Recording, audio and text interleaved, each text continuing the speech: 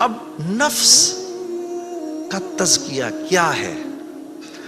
نفس کو ہر اس چیز سے روکنا جس کو اللہ نے منع کیا ہے، یہ نفس کا تزکیہ ہے۔ سامنے نامحرم عورت ہے، اب نہیں دیکھ سکتے اس کو، ہاں وہ سامنے سے آئی، نظریں جھکا لی، اب نظریں جھکا لی اسی لمحے پچھلے سارے گناہ معاف ہو جاتے ہیں، اور اللہ ایمان کی وہ حلاوت دیتے ہیں جو آپ نماز میں محسوس کریں گے۔ پھر آپ نہیں کہیں گے کہ جی میں نماز پڑھتا ہوں میرا تو دھیان ادھر نکل جاتا ہے، پھر آپ نہیں کہیں گے۔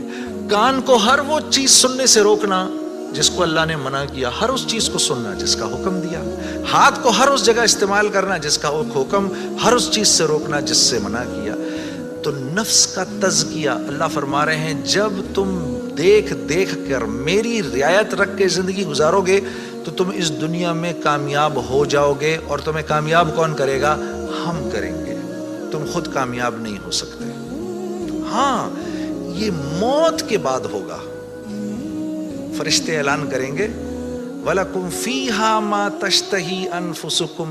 اب کیونکہ تم نے دنیا میں تو ویسے کر لیا جیسے اللہ نے چاہا، ٹھیک ہے، اللہ کی رضا پر راضی رہے، تو اب وَلَكُمْ فِيهَا مَا تَشْتَهِي، اب جو کچھ تم چاہ رہے ہو انفسکم وہ پورا ہوگا۔ کیوں؟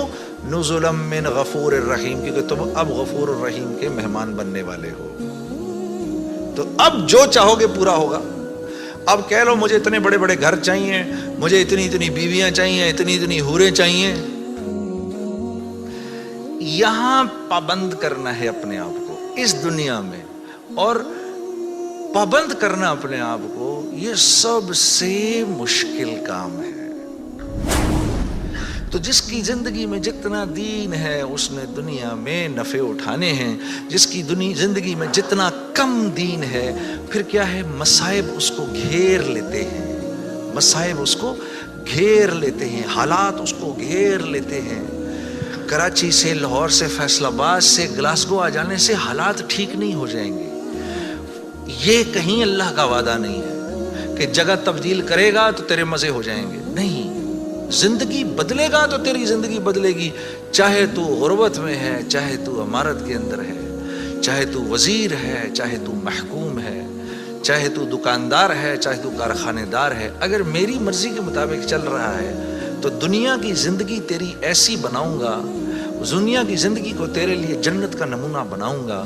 اگر میری مرضی کے خلاف تو چلے گا تو تیرے لیے تمام حالات اور تمام کامیابی کے نقشے ہونے کے باوجود تجھے مشکل میں ڈالوں گا۔